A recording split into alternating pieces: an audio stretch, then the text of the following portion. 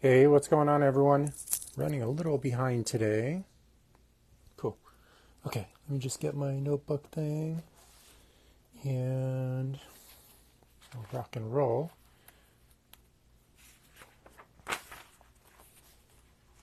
Okay, cool. Michael, what is up? Good to see you. We're going to get started in a second. We'll be talking about how to get rid of stubborn pockets of fat on your body today, which is a very common problem for most people. Like even people that are successful at losing a lot of weight, it seems like at the end of their journey, especially, although they possibly might have lost a lot of weight, they still have stubborn pockets of fat in like their chest, their midsection, their love handles, sometimes the inner thighs as well, or on the butt. And I'm going to talk about how to get rid of those stubborn areas of fat, drug free and all that stuff. Bob, Richard, good to see you. Michael, good to see you as well. So organic coffee as always, all right? Never in plastic, stainless steel or glass only. Okay, so let's rock and roll. So today we'll be talking about how to get rid of stubborn pockets of body fat. And this is kind of like a very common problem that people run into a lot in their fat loss journey. In particular, you'll see that even if a person does successfully lose a lot of body fat or a lot of weight in general, they still kind of like, oh, you hear the story like, oh, well, I got rid of fat everywhere, but it just seems this body fat in my lower midsection kind of seems to linger no matter what I do. And in short, what you have to understand there in that perspective is just the body fat is still too high for that particular person, okay? And it's going to vary from Ed, good to see you. Bob and Richard, good to see you as well. Thanks for jumping in. And it's going to vary from person to person, right? So in short, if you have, stubborn pockets of fat around the chest, lower chest in particular, around the midsection, you can take kind of pictures of your back shirtless, for example, and you have stubborn pockets of fat on like your love handles. Those are all very common with males. And it's just an indication that your body fat is still way too high. So you could just do a visual test and just look in the mirror. And if you feel like you're not happy with your current level of leanness, that just simply indicates the body fat is too high for you personally. If you want to be more objective about it, you could do a DEXA scan. It's spelled DEXA, usually in all caps. And you can simply Google that and go like DEXA scan body fat in my area or something of that sort. And a bunch of locations will pop up. You can have your body fat test taken and see where your current body fat percentage is. So most males are around like 25+%. You have to remember that 20% is considered overweight, 25+% is considered basically obese, and most males are around that 25+%. And that way you can have like a good starting place or a good objective starting point of where your current body fat percentage is. But again, those do cost around, they're not like over the top, and I would recommend, getting it done at least once just for the experience. Not like you have to get it done all the time. They're around like $100 or so, and they're usually administered in like medical centers. But usually just a visual test is more than good enough, especially if your goals are aesthetic and you want to kind of improve your body or composition visually. Then the sure tell sign is like, hey, you got to look in the mirror or take a picture of yourself. And I'm like, hey, am I as lean as I want to be, or are my proportions how I want them to look like? And if they're not, and it's going to vary from person to person, obviously, then in short, you just have to continue to decrease your body fat percentage. There is no specific way you can kind of spot reduce body fat. So for example, if you have like unwanted lower chest body fat or something of that sort. And I'm going to cover piece by piece how you can go about improving these areas. But in short, there's no way to basically spot reduce any of these areas. You just have to overall decrease your body fat percentage and just the amount of fat mass you have on your body in general. And then eventually that area will flatten out or be as lean as you're looking for it to be lean, et cetera, et cetera. So that's really the only solution. Once again, everyone is going to vary, and everyone varies in terms of where they have a propensity to store body fat as well. So some people, store it in their chest. Some people store it in their midsection. Some people store it in their love handles, et cetera, et cetera. And it's going to vary from person to person.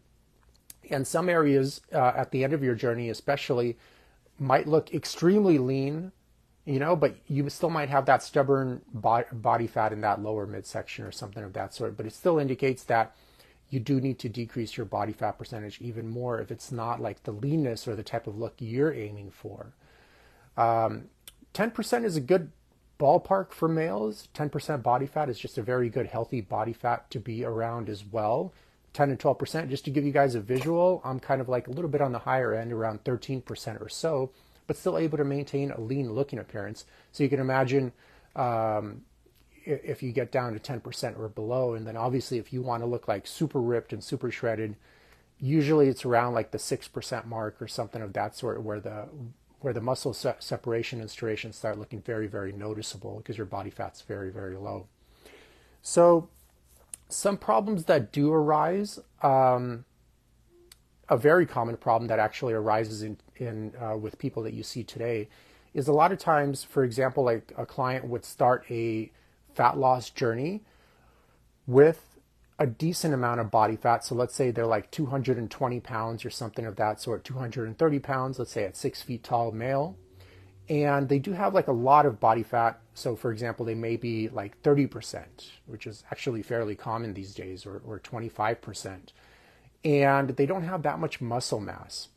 So sometimes what happens is when they get to a lower body weight, they still find that they retain excessive body fat in areas they don't want to see that body fat gain in, but they're too lean already. So in some situations like that, you might have to, for example, just stop their fat loss journey at a certain point and work at a lean muscle gain, where inevitably you will regain a little teeny bit of body fat, but hopefully quite a bit of muscle, and then cut down again a little bit until the body composition is achieved. And you might have to do these cycles multiple times with clients to make that happen, et cetera, et cetera. So that's a solution for that case. Another situation is, for example, if you have like stubborn pockets of body fat, for example, or stuff of that sort, is to kind of enhance the visual look of your body overall. So during a cutting phase, maybe work on enhancing the musculature of your upper body. So making your shoulders a lot wider, making your chest a lot more pronounced, even little things like making your upper traps just a lot more pronounced. Although the upper traps in general, they're not like a super huge muscle group or anything of that sort, but when they are developed, it gives your upper body just a lot more of a denser and muscular appearance, and thus making your midsection just look a lot more narrow as well. So that could help also, and just in general enhancing the width of the hips or the density of the glutes as well, which is great, especially for people that are 30 or 40 plus, because if you're not active, you notice the glutes begin to droop like very, very quickly. And that's not like a look most people are okay with. So oftentimes they just don't like how their butt kind of sags. So on top of just training the glutes a lot more, they're going to look a lot firmer, but also just making them bigger in general can help make your midsection look a lot leaner, from especially the side, and the back view can make it look just a lot more exaggerated, and that V-tapered more exaggerated, et cetera, et cetera. Same thing with the back profile. Like if you just develop your lats a lot more, the lats are these muscles right over here. If they're just a lot more pronounced, and they are the biggest muscle group in your upper body, if they're just more pronounced and wider, obviously your midsection would look a lot leaner just already. So you might not even need to drop into very low body fat percentages to make your midsection look very, very lean. And I'm a perfect example of that. So my body fat percentage is not that low. It's around 13 or 14% right now. But you guys could see here, and I post, workout videos or whatever in our group consistently as well. I still look very, very lean. That's just because my upper body looks very, very wide, and optically just makes my midsection look a lot leaner than it actually is. So I don't have to dip into unhealthy low body fat percentages year-round just to kind of maintain that leaner appearance. And also, unless you're extremely muscular already, having like a very low body fat percentage would just make you just look very thin in general. So if you have a low body fat percentage plus a low muscle mass, you just developed a very thin and kind of depleted look, maybe with a really good pump, you might be able to have that volume and density in the musculature you're looking after. But after the pump obviously dissipates, then you just go back to a very thin and shriveled appearance, which is more obvious too when you're wearing clothing, for example, because the clothing tends to look very, very baggy. So that's another issue. So unless you're very muscular already, and some people like that look, and that's okay if you're in that situation. But unless you're very muscular already, dipping down to very low body fat percentage will leave you just looking very, very skinny for the most part and stuff of that sort. So Brandon Felix T. Van, let me know if I pronounced that correct. Victor is here as well. Good to see you, Ed. Good to see you guys. Just going to grab a drink here. So that's one issue that could happen. Richard, good to see you. Thanks for jumping in. That's one issue that could happen when you try to diet down too much while not having a lot of muscle. And there is a common question that gets asked. Usually when I mention that, it's like, oh, can I gain a lot of muscle while losing a lot of body fat at the same time? And my short answer, there are some minor exceptions. I'll list them here, but the short answer is no. You could either, for the most part, just focus on losing body fat predominantly or gaining muscle predominantly. And you're not going to be able to do both at one time. There are some rare situations, and these rare situations are, for example, if you have a client that comes in that's very overweight, so pretty much their body fat percentage is 25 plus, they're basically obese, and they happen to be new to weightlifting. Because remember, your first, 1 or 2 or maybe 3 years, you're going to be able, especially if you're not experienced, you're going to be able to gain quite a bit of muscle in what's referred to as kind of newbie gains. And it's very easy, especially if you're on a really good program, to gain quite a bit of muscle your first 2 to 3 years. But then after that, the body tends to plateau, and muscle gain still is possible, but it's definitely not as rapid as it was in those 2 to 3 years, sometimes maybe 4 years for certain people, etc., etc. So if you have a situation where a person is just very overweight plus new to weightlifting, they actually could gain quite a bit of muscle while losing quite a bit of fat at the same time. Another situation is if you have a person that is coming back from an injury, like they were not they happen to be very muscular initially, but they got injured and didn't lift any weights for 8 to 12 months or something of that sort. Then and they happen to maybe not be so sharp with their diet, and because they're sedentary, because of their injury, they gained quite a bit of body fat. So in that situation, that person could also actually lose quite a bit of body fat and gain quite a bit of muscle as well, all at the same time. But remember, they're really gaining the muscle they've already once had, but happen to lose just because due to inactivity and not working out due to their injury as well. So, and stuff of that sort, that's really the only two situations where you can gain a lot of muscle and lose a lot of body fat all at the same time, at least for a little while. But for a lot of people, it's really just the focus should be on either fat loss or muscle gain initially. And here's how to tell what you need to focus on. It's very easy, and these are just my opinions here because everyone's goal is different too. And obviously, if I don't meet with you guys or talk to you personally, I don't know what you're trying to accomplish. So don't take anything I say here on surface value. But let's say you have a 40-year-old male that's 20% body fat, so they're overweight, and they come to you, they're like, oh, I want to lose muscle and gain, I want to rather lose body fat and gain muscle. Okay, so I'll be like, and it depends on a few other variables. Let's say they want to aesthetically develop their physique, et cetera, and kind of work on a few health markers. So I would suggest for this person to first, and let's say they have actually been working out on and off for like 10 years, so they definitely don't have that newbie gain period. So I would suggest for this person to bring their body fat down to healthy levels at first. So take their body fat from 20% down to at least 12%, and then transition to more of a muscle gain program if they're really concerned with body fat, more of a conservative approach. So basically they would gain 2 pounds a month, 3 pounds a month until their desired dimensions are achieved. Inevitably, even with a good lean muscle gain program, you're going to gain some body fat back But it's okay in this situation if you do it right, especially if you don't go over 15% body fat. So let's say you got the client down from 20% to 12%, and the client, he's happy with the leanness and the way his body looks. And then, okay, you can transition them over to a lean bulk program. And in that case, gain like 2 to 3 pounds a month. And just make sure you do it in a conservative way so that the body fat doesn't go over 15%.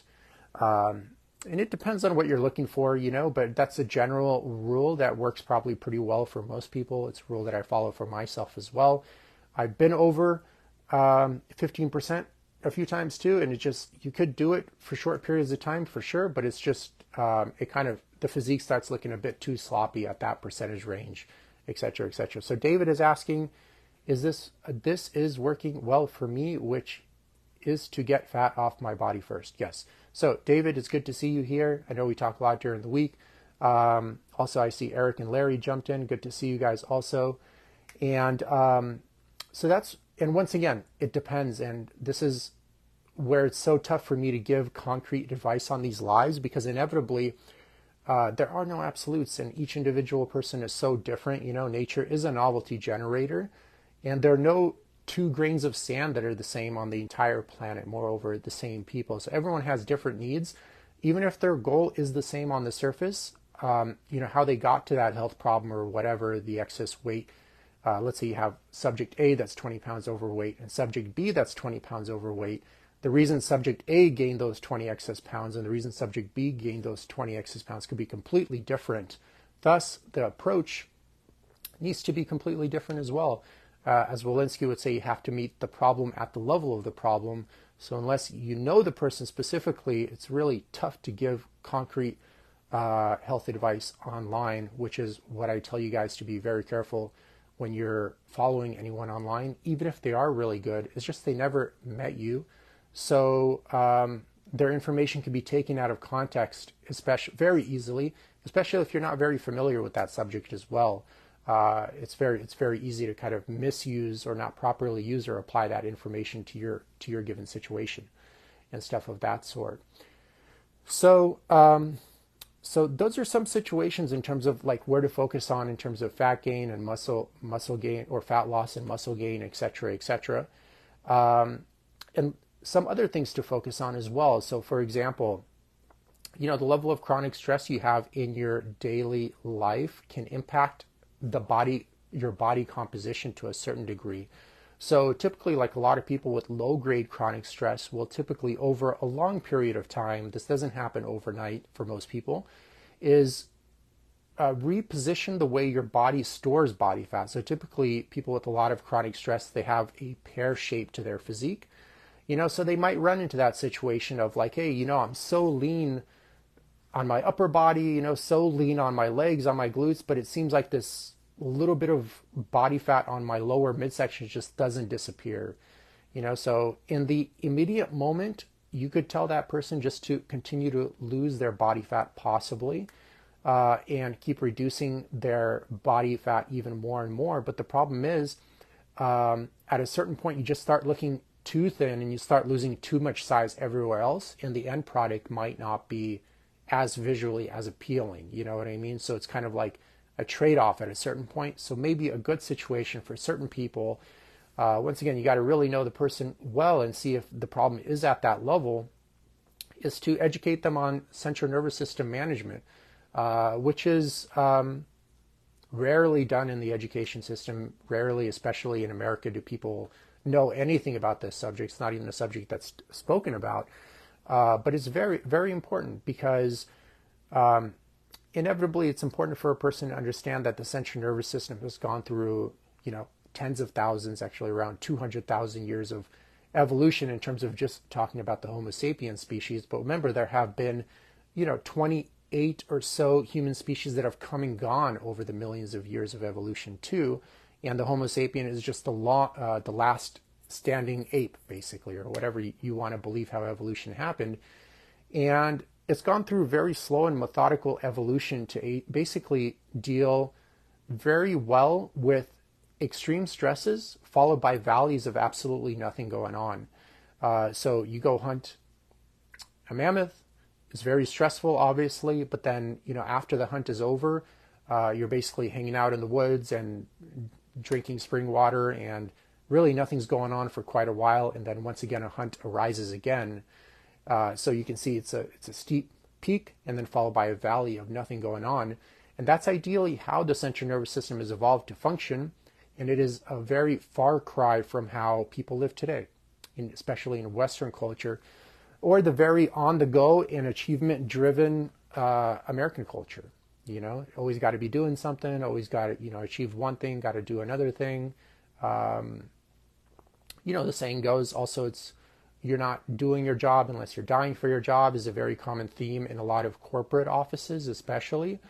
Although they may say they're more health conscious, but it's just the general overriding theme, et cetera, et cetera. And a lot of those micro stresses have become normalized and are not seen as a big deal by the average person. So, the average person is like, okay, I get stuck in traffic for like 2 hours a day. It's not a big deal, but really it is a big deal, especially if you combine if you add up your total stress load, it could be pretty high, and it is pretty high for most people. So, the average person, I mentioned this many times on lives, get up tired, they're functioning off like 5 hours of sleep. They get some coffee, that spikes their cortisol. They get on the freeway, you got a whole bunch of cars moving. It's actually pretty stressful on the central nervous system to be in that type of environment. Let's say you might be running late, you get to the office. You might not enjoy working with everyone at the office. There's always that one employee that you don't enjoy working with or see eye to eye on. That causes a lot of chronic micro stress. You go out to lunch, eat some inflammatory foods, that causes stress on the body as well. So remember, stress can take on a myriad of themes. An injury to the body can be stressful. A bad relationship could be stressful. Financial stress is stressful. You know what I mean? Maybe a harsh internal critic that's not well managed by the individual could be stressful as well. And that kind of follows the person around everywhere, basically. Peer pressure, whatever, a myriad of other things. So all of these things combined are just produce like an endless list of stressors that makes it really tough on the central nervous system to deal with. And people burn out and break down very easily. And just look at the state of health in America today. You have 9 out of 10 American adults that are metabolically sick. So that's a perfect objective way of showing, people are far detached from how the Homo sapien has evolved to really live and function. So to give you an idea, how far are you off from, you wake up in the morning, you go hunting for 2 or 3 hours or so, maybe a little bit longer if the hunt's not that successful. And then you just hang out in the woods all day, and that's pretty much like your life. And then you go to sleep before when the sun goes down right away, because you can't see anything anyways after that point. So how far detached are you? Probably quite a bit of people are extremely far detached from that, So what I'm saying is it's important to educate a person on this, because if they have a tremendous amount of chronic stress in their life, they do have a lot of cortisol production, at least initially, until their body stops producing cortisol altogether because it's in a short supply, and then have like adrenal fatigue issues, erectile dysfunction, maybe irritability, and then followed by depression. First, it's usually irritability and anger, and then when they burn out, it's usually followed by depression, et cetera, and stuff of that sort. But for aesthetic reasons, when you do have an abundance of stress in your life, especially when it's micro stresses, don't discount those. That could lead to that stubborn fat storage around the midsection, so you can kind of lean out quite a bit, but then that little midsection just doesn't seem to want to go away. And in order for you to really lean that out, you have to lose just too much weight, too much body fat, which isn't sustainable or healthy for you to do long term anyway. So you're kind of in this dilemma, you know what I mean? Like, oh, I do have this stubborn pocket of fat, but if I lose even more weight, then overall I just look more depleted, or just my proportions aren't as well. So I did lose that, bit, but also just I lost a lot of other things to make that happen, and it's just too great of a loss overall. And then on top of that, the main theme that I'm trying to say is just it's not sustainable to be walking around at 8, 7, or 6% body fat all year round, nor is it healthy for you to do that, especially for your hormones and stuff of that sort. So that's another way of looking at it as well. and instead of just looking at it like I just need to lose body fat, etc., etc. So there are a lot of things to consider too, but those are just a few variables to look at. I do a lot of things I do like an HAQ test with my client that determines, a lot of their biological markers and stuff of that sort and see how well they're doing like under their appearance. That way you can, if they have gut issues, you can fix those, because obviously if you have bloating in your midsection, not only does it feel uncomfortable, but it gives your gut that distended type of look, which again makes you not look as lean as you possibly are actually as well. And also it's just uncomfortable to have various digestive issues and stuff of that sort.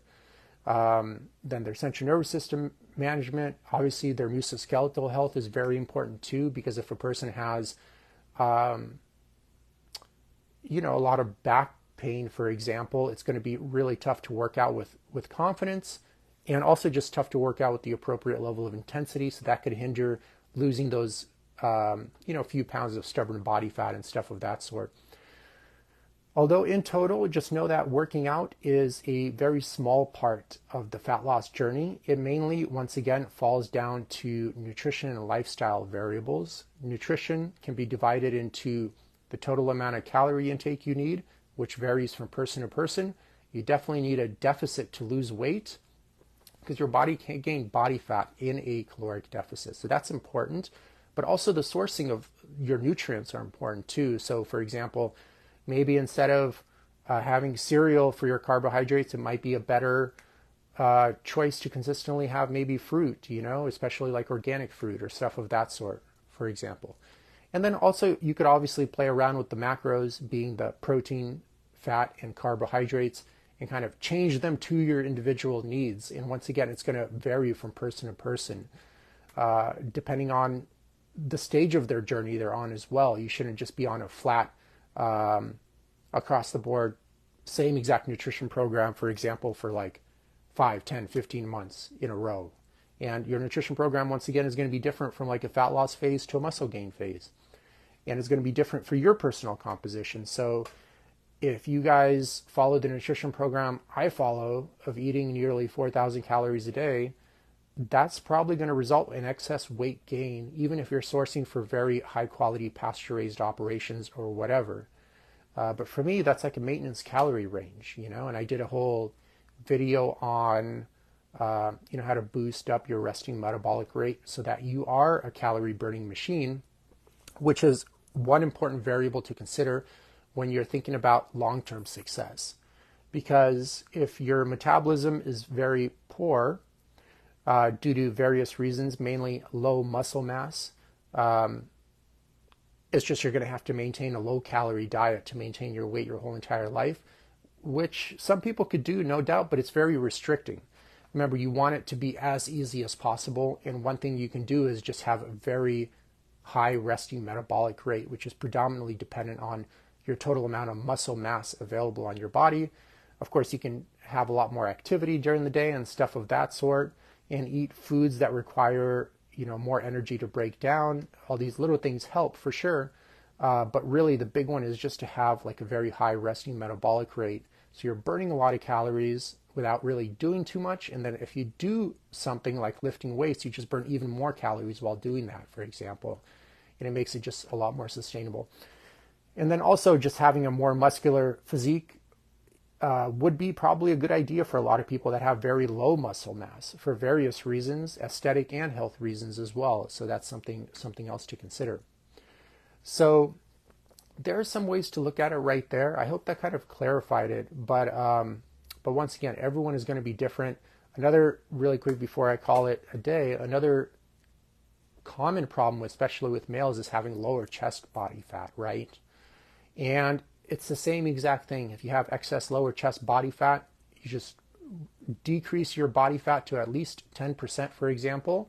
That's what I would do personally, and just see how it looks there. Sometimes, especially if you've been a little overweight for too long, you do have a bit of sagginess in that area because the body fat tends to push the skin down over time because of how gravity works, right? So once you lose that body fat, the skin still tends to be stretched out and a little bit droopy. So a way to counter that is just to really develop the chest quite a bit. So there are all these little tricks you can do to really home in on the details of improving the aesthetic appeal of your physique, and then also getting rid of those stubborn pockets of body fat. But that's really the key. The first key is to really just actually get your body fat low enough and see where you are from there, and then kind of go from there and tinker and customize it to yourself, basically. Okay. All right, you guys. Raphael, good to see you. Donald, good to see you as well. Ty, let me know if I pronounced your name right. Eric, good to see you. David. All right, you guys. So I have my dad visiting here. I'm going to call it short today, just so I can spend some more time with him. Joshua, good to see you. We just finished, but thanks for jumping in, though. But this will be posted in the group, so you guys can check it out later, okay? All right. Have a good one, everyone. Cody as well.